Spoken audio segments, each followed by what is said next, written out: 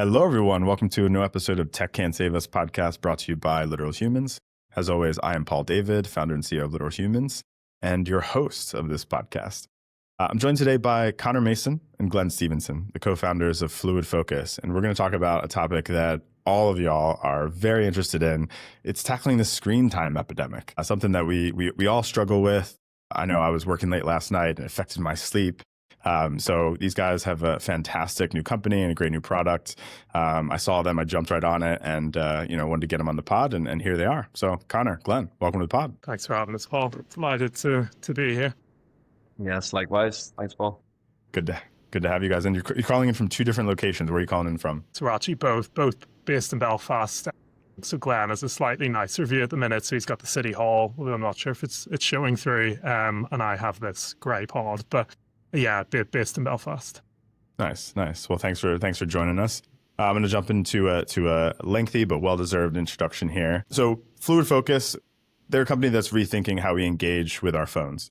Research shows the average adult spends nearly a third of their waking hours staring at their smartphone.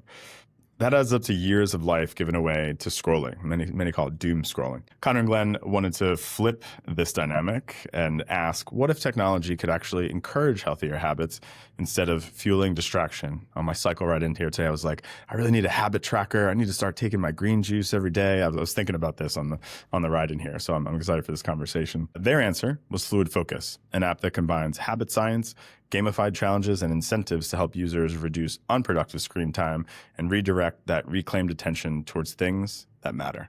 From productivity boosts to charitable donations, the platform is designed to show that technology can be a force for good. And obviously, you guys have caught on to the cheeky name of our podcast. We named it Tech Can't Save Us because we like to talk to folks like yourselves who actually are helping the world and helping people with tech. So Connor and Glenn, welcome to the pod, and let's jump in. First things first, tell us, why has screen time become one of the biggest challenges of our era? The average adult spends 4.8 hours on mobile devices, nearly a third of their waking life. Why is this such a pressing issue right now? I think it's mainly down, we've seen this sort of evolvement of tech over the last 15, 20 years, but it's been so unrestricted from a usage perspective. And there's a growing mass of data now showing all the negative outcomes that are being realized through this technology sort of evolvement.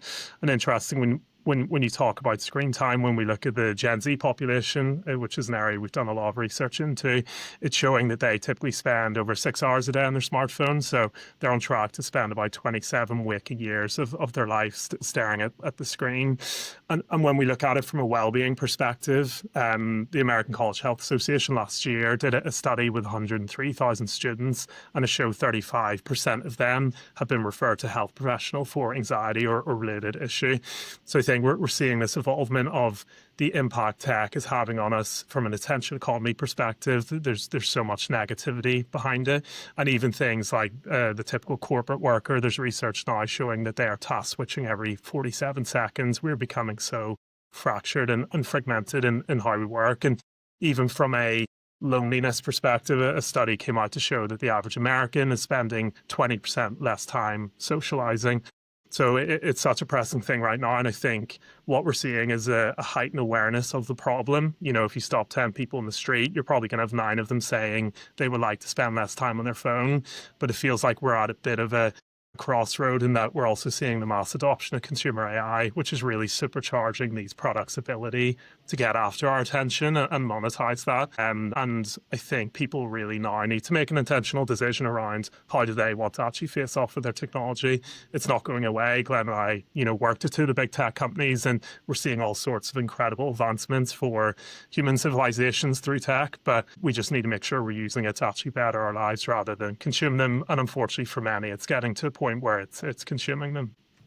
And how do you see this balance between, tech enhancing life versus tech consuming life shifting in society? Obviously, there's a lot that's broken in the way that a lot of wellness and productivity apps are currently claiming to tackle digital distraction. And we kind of want to start to understand the approach that Fluid Focus is taking and how it's different. Yeah, I suppose just touching on the balance point, I think when we look at where that balance is tilted, it's more heavily tilted towards tech sort of consuming life rather than enhancing it. And we're not anti-tech bros. We see sort of absolutely amazing applications for the likes of AI into healthcare, supply chain, climate, etc. But the current setup for the majority of people is that tech is all consuming. And if we just look at the smartphone as one example of that, it's the first thing they touch in the morning. So 80% of people will touch their phone before they say hello to another human in the morning.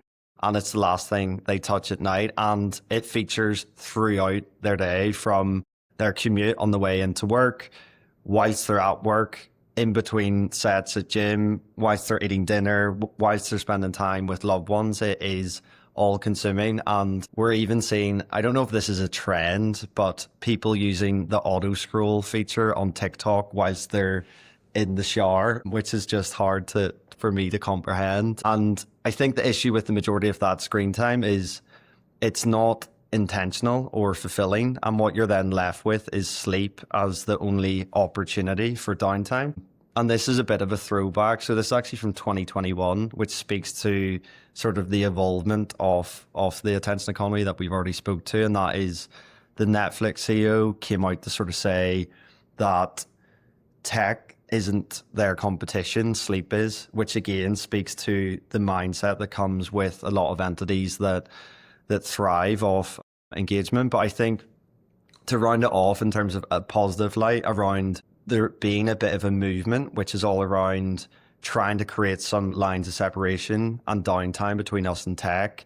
We are seeing that in various guises. So on a personal level, that can be as simple as people being more mindful around like muting their notifications, using focus mode, using grayscale, etc., through to the rise of Polaroid cameras on like nights out or the emergence of dumb phones. We're starting to see that change on a personal level.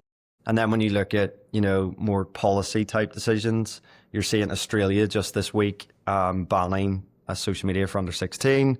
And you're seeing more locally in the UK, Ofcom, coming with more stringent controls, checks and balances on the big sort of tech outfits. So all of that to say, I think there's still a long way to go to establish like that healthy tech life balance, but with that increased awareness, education, and sort of limelight on the issue, we are starting to see some positive movements. Definitely. I mean, that's a great segue into, talking about your products. And so, your goal here is to help people reclaim their time and frankly, repurpose it, right? So the obvious question is sort of, how do you make sure that Fluid Focus doesn't, become just another tool that's demanding more and more of our attention? And really, if you can walk us through the app and, show us how it works from gamification to, real world rewards, really give our audience an understanding of how this, tool can add to their lives. Sure. Shall I, Connor, talk about how we're not just another tool in the bloated stack and you jump in on the product? Cool. Yeah, absolutely. Yeah. I mean, that's a challenge we get. Like, how are we tackling the tech problem with tech, or how are we tackling the screen time issue through a screen? And we've talked about how there's been this continual bloat of tech, in a personal sense and a professional sense over the last 15 to 20 years. And we already spoke to the fact that the majority of those products thrive off engagement and attention. That's how they drive revenue through their business. And we've also talked to some of the cost that comes with that.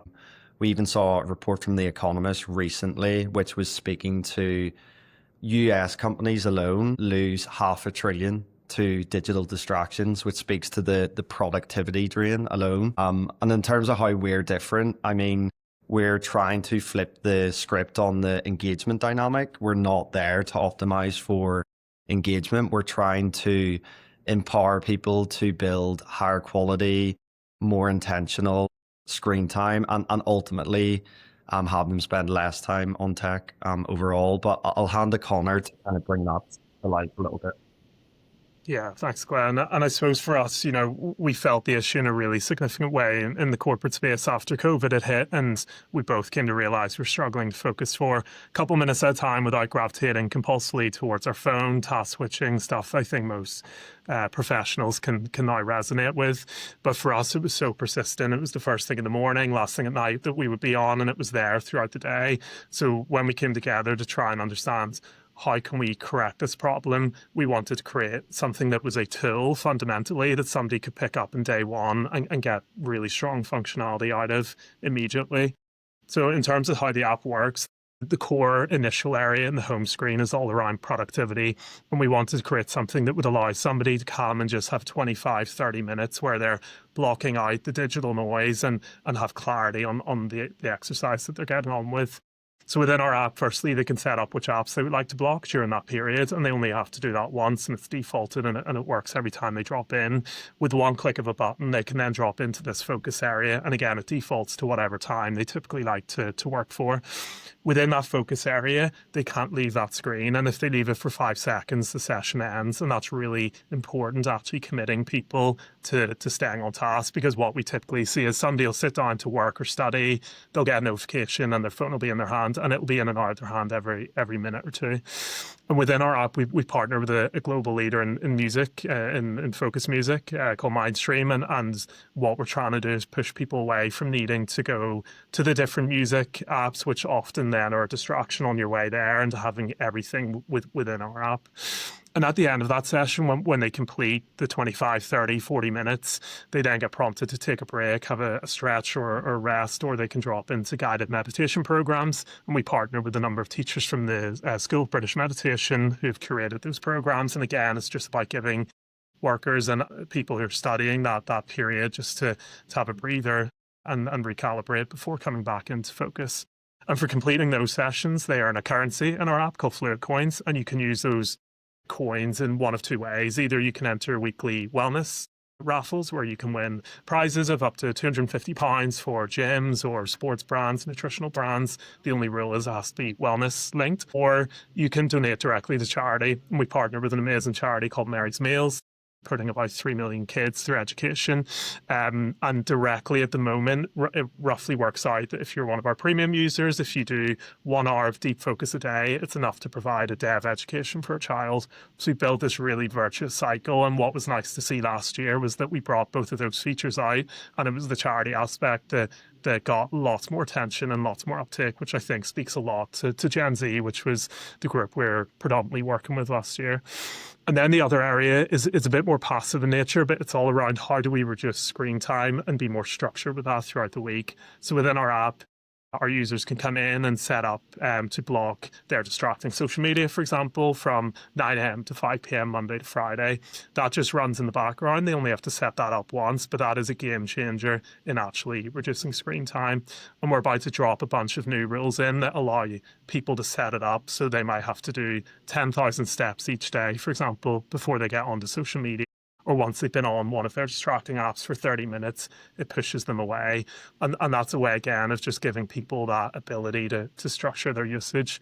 And then finally, it's all around data and gamification. We know that persuasive technology can be used really positively. I think Duolingo is a good example of that, where they are motivating and incentivizing millions of people to pick up language learning. For us, we're trying to do the same, but within screen time and productivity. So not only can you build things like productivity streaks within our app, but you can start tracking your screen time, your moods, your productivity, and that's both on a daily basis and also more historically. And where we want to build to, which is, what Whip have done so well, is not just looking at what you've done in the past, but also what can you change and where can you become better. And that's where we want to take our data. So we're actually actively giving pointers to people as they go on that journey. Great. And I know you've got kind of a sound and music experience in Fluid Focus as well. Would love to understand why it was important to kind of include music and kind of a sonic experience, as part of an app to help people focus. Yeah, and I think it's worth noting, so music wasn't initially a focus, but has emerged to be a huge area of focus for us, and partly tied back to research program that we made reference to that we ran this year with about 2,800 odd students, all Gen Z. And there was a question around music, around how often do they engage with it during independent study, and 85% of them said they use music when conducting independent study. However, when we got into what type of music they listen to, as much as I am a huge fan of Taylor Swift and Sabrina Carpenter, they're not massively conducive with being more effective or more focused. So we have partnered with a global leader. Connor made reference to them, Mindstream, and interestingly, their parent company are the emotive and music behind Stranger Things, John Wick, Bridgerton. They're a massive outfit, but Mindstream approached us as a bit of a portal to test the effectiveness of their music on focus and productivity at scale. And we're super excited as to what's coming next there. And without sort of giving too much away, what we sort of see the end state to be is a highly curated, focused music experience that is personalized to each individual user, that takes into consideration things like their neuroprofile. So actually curating an experience of music that is really beneficial to someone with ADHD, for example. Generally speaking, our view is that music is a secret weapon that anybody can use to facilitate focus, but the majority are underutilizing at the minute. And in terms of, let's talk about impact. I mean, you mentioned, some of the charitable donations, and, I'd love to understand the impact, some of the early data that you're seeing for users, and, do you have any early signs that, users are reducing their screen time, maybe their mental health, maybe their physical health is being benefited, that they're doing other things with their time? How do you, if you don't have that data, how do you plan to kind of measure it going forward? Yeah, so I think as we mature as a business, we've got much more capabilities of collecting that data, and in time we'll be able to start showing like what impact is listening to the focus music, for example, happening on attention more broadly, and lots of different areas within that to point towards where we've had success so far. A part of that major research program that Glenn had referenced that was published by the Times earlier this year, we had 613 students come back and put their hand up to do a follow-up survey to give feedback in terms of its efficacy of the pilot. And this was ran over a 6-week period. And what we saw was that the average student reduced their screen time by 54 minutes a day on their smartphone. And we know students aren't going to go from 8 hours to 2 overnight, but that for us was a big win of being able to reduce by almost an hour across that time. Positively, we also saw that 85% of those respondents said they felt they had an ability to be more productive and more structured with how they're working, and 80% reported greater overall well-being outcomes. And ahead of that, the reason we ran that program with 18 institutions is because we had ran it on an individual basis with colleges, universities and schools beforehand, and we kept seeing data that was pointing towards that level of efficacy. So we had a lot of confidence in running that in a much bigger way. And even from a charitable perspective, we launched the partnership with Mary's Meals very recently, just a number of weeks ago, and we've now already raised enough to put 500 days of education through the charity. So we're seeing really strong outcomes already, but as we mature, we'll be able to start tracking that in a much more meaningful way as we develop as a business. And would love to get into kind of the broader perspective here in terms of opportunities and challenges that come with building a company like this. We're a growth strategy agency, so we're gonna ask these sorts of questions. Would love to understand in terms of the users, what's been the most challenging aspect of convincing them, and also investors as well, that screen time management is a problem worth solving, when maybe many of them, probably users or investors themselves, are investing against it. They're trying to get people engaged with apps. They're investing for apps that keep people's attention. How have you overcome that hurdle for both users and investors? Yeah, so I suppose starting with users, the interesting thing with this problem is there's not a great deal of convincing that you have to do to try and convince someone that there is a problem. The majority of people already know and acknowledge it, but kind of are accepting the status quo, that they just think that's the way the world is now. And what we've seen benefit through working with at an institutional level is you can actually start to communicate the why behind why you should actually change. So again, looking at this through a student lens, when we start talking about what it actually means to spend 6, 7, 8, 9, 10 hours a day on your phone and what that equates to over a week, a month, a year, a lifetime, there is a light bulb moment of I'd rather not waste away so much of my life to oftentimes a feed that I can't recall any memory from. So there is a awareness and educational piece that runs through the follow through for a user to pick up and actually take that sort of step. And I think that needs to underpin all of this. It can't be scolding people to get off their tech or to get off social media. It has to be something that they're sort of empowered to make that change themselves. On the investor front, it naturally was challenging in part in that this is a new emerging category. It has a lot of potential, but there's little to no reference points that you can point to and say, that's who we're going to be, or that's our reference point of where we can take this. So there was definitely a bit of storytelling to be done around last 15 to 20 years. We've seen the emergence of the attention economy. It has found a way to monetize people's time and attention, and that's why the products are free. But now we're seeing that the sort of byproduct of that in terms of negative consequence. So in terms of the positioning to investors, we're saying we're the inverse of that traditional model. And we're here to protect individuals and institutions' attention and to ensure it's being deployed into things that are productive, etc. And I think the challenge that then rolls off the back of getting through the investors and getting that sort of buy-in-ship is actually ensuring that this is perceived to be a must-have, that businesses and educators must actually lean into this and change. And it's not a fluffy, nice-to-have thing that they can consider. This is a legitimate challenge that pretty much everybody across students and every sort of professional or creative desk-based worker faces. And getting on top of it is a complete game changer. So no doubt there's been challenges, but I think what we have been sort of aided with is that increased awareness across society at large, which is somewhat played in our favour. Yeah, and I think Glenn just added as well to the user piece. Outside of the research program that we ran, we also went through an exercise where we interviewed 1,000 incoming fresher students at university. I won't mention which one, but what we saw there, part of that interview piece, was that we would get them to show us their screen time. And so many of them were spending 6, 7, 8, 9, 10, 11, 12 plus hours every single day on their smartphone. And when we showed them that, they were totally horrified by it. So to Glenn's point, no young person, even those who love social media, wakes up and says, I can't wait to spend 8 hours of my day on my phone today. It's just happening to them incrementally. And I think we are getting to a point through the study that we ran with university students in particular, 94% of them reported that they want to reduce their screen time and social media use.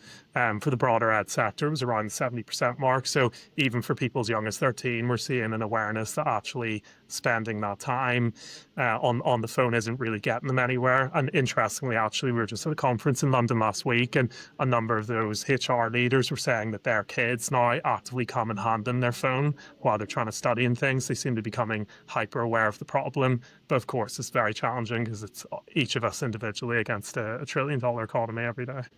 Yeah, that's a big mountain to climb. Would love to understand how you're thinking about scaling. What do those partnerships look like with schools, universities, employers, and help us understand kind of the pathway you're building to kind of the long-term vision. Is this a broader platform for digital well-being beyond just phones? Give us a bit of the growth trajectory that you're hoping to achieve here. Yeah, so I suppose just to touch on that sort of go-to-market scaling piece in terms of who we're targeting, we made a fairly conscious choice not to jump into the consumer space. There's lots of great products there, but it's hyper competitive, super costly to acquire users, and churn is a real challenge. I was actually looking at data last week, and I think it was reporting 65% of weekly sort of paid users churn after 30 days. So that's longevity of use is a real challenge. So our decision to work through academic institutions and workplaces was deliberate. And that's because we see this issue to be fairly systemic. We know we're not a silver bullet. So through working at that institutional level, we can wrap around education and awareness and begin to actually influence the environment of which people study and work in. So we're trying to come at this from a much more sort of holistic basis. And to speak briefly on sort of, I guess, that roadmap piece of what this evolves into. Right now, we're a smartphone product primarily. It's the biggest distraction problem for most. And that's where we felt the pain through working in the corporate world ourselves. So we're tackling it. And we believe if we can make a dent in that, we'll do a long way in terms of starting to correct this problem. Longer term, there is that cross-platform aspiration to, strive for a focused operating system that enables people to unlock more deep work, which is where the high-value work is conducted. And within, the click of a button or two, being able to conk out distractions both on their phone and their corporate tech stack and get into focus for, 25, 30 minutes. So that's the end state that we're actually working on. But it is that much more holistic sort of response to a problem that is really tricky to combat. And do you see, like, I know people talk today about, like sitting is the new smoking. Like, do you think screen time will eventually be treated like sleep or nutrition as kind of a, sort of standard well-being metric for people and organizations? I'm curious if you're seeing that trend take root. So absolutely is I guess the short answer. We know that society at large tracks everything now. They track sleep, stress, steps, nutrition, heart rate, you name it. There is data on all of those metrics. When we look at screen time and productivity, which is 8 to 10 to 12 hours of lots of people's workday, there's a massive gap of sort of understanding there. And that's a gap that we're, hoping to fill. And when you look at screen time more broadly, there is that growing body of evidence to suggest that it does have an impact on both physical health through just more sedentary sort of lifestyles and mental health. Too much time on social media with hyper sort of polarized feeds is not good for stress and anxiety. So I think there is awareness, and there will be increased awareness to treat that sort of screen time insight as part of holistic well-being. And to make that real from an organization standpoint, they can be informed with this data already. So for example, if they're seeing a large portion of their workforce always on late at night, that would suggest there's a bit of a problem there in terms of the work-life, tech-life balance. Or they'll also be able to see if people's diaries are just stacked with back-to-back meetings and there's no allocated time for focus time. That would suggest the work isn't being done, or that the high-value work isn't being conducted. So both of those things, just two quick examples, are a prompt for an employer, for example, to actually step in and look to change the environment and culture to facilitate, a healthier, more productive workforce more broadly. Yeah, and I think on that front, even when we look at the culture of workplaces now, we have open plan offices, which of course are great, but often inherently unproductive when you're getting tapped on the shoulder all the time. We have a workforce in particular following COVID, whereby when people are working from home, especially if you're more junior, you feel compelled to respond to a Teams message the moment it comes in, and it's mainly to show your manager that you're actually at your desk rather than being somewhere else. But all these things are not aligning to better productivity. What we're trying to get to, as Glenn referenced, is a place where you can just drop into pure focus for 25 minutes. It's blocking all the digital noise out and just gives you that clarity, because what we're seeing is, from execs at the biggest businesses to new entrants into the job market, nobody anymore has that ability to just spend 15, 20, 25, 30 minutes focused on one thing. And it's becoming an environmental issue. And the more we can take businesses, universities, colleges on that journey to educate them as to why this is occurring, I think the better off their people will be long term. Would love to jump into to talk about a bit of your personal journeys here in terms of fluid focus. So, in your case, Connor, you said, technology should serve to enhance the lives of its users, not consume them. Would love to hear about, just briefly, like how your background in consulting, led you to this mission, and what your, what experiences and, great work you're bringing into the work you're doing with fluid focus.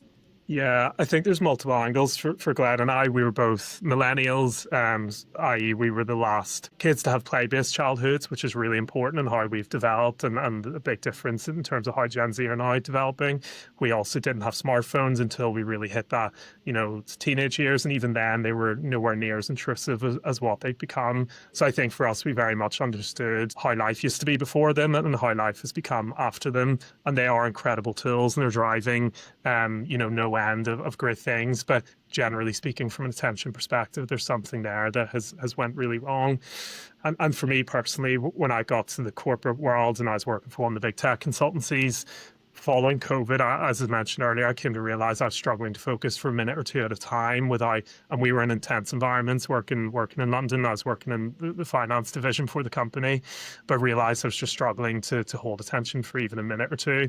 And I used to think back to when I was studying for my GCSEs or A levels. I used to be able to sit down and focus, for an hour pretty easily, and came to realize that it was through the sort of development of that technology and my relationship with it is what had really rewired the way I was thinking and operating.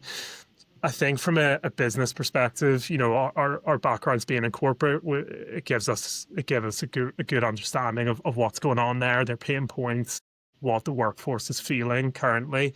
And for us, we had this feeling of being busy all the time, but rarely feeling productive. And one of the biggest issues for us is people really struggle to switch on during the day in a really meaningful way and to enter sort of deep focus.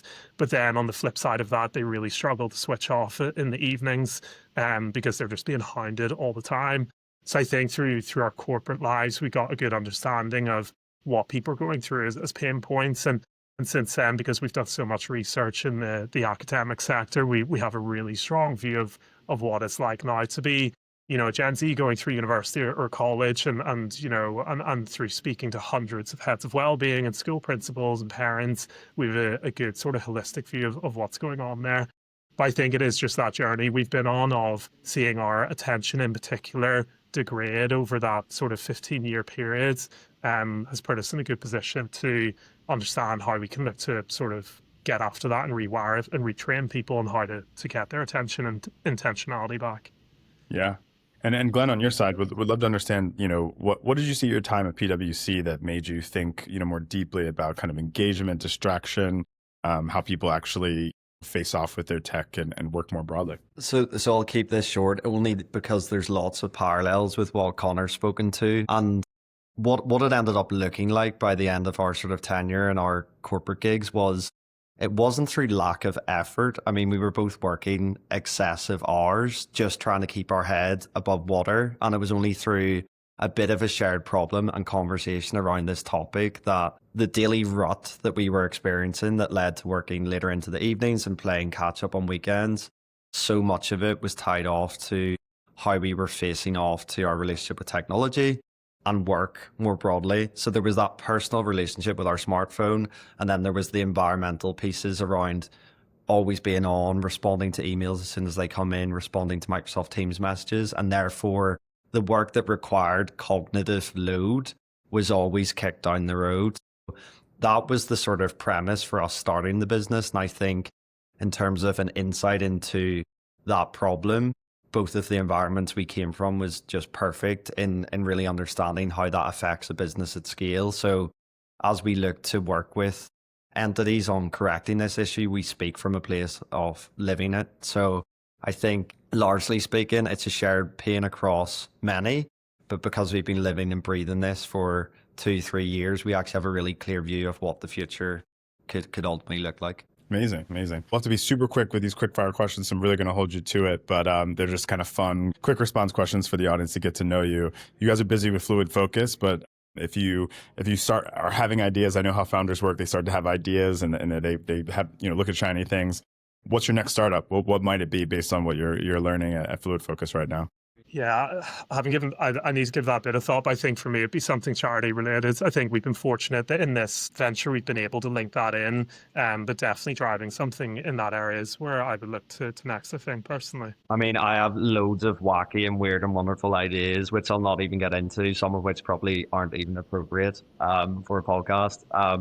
My sort of weird passion project would be a coffee shop which has like a community dynamic to it. So I'm like a big coffee nut, but actually having a coffee shop has always been like something I would have loved to have done. But then also having like broader sort of third space for community type initiatives, whether that be arts or comedy or whatever it might be. I think that would be a class thing to get into, which I would like to think would come with slightly less stress than a tech startup.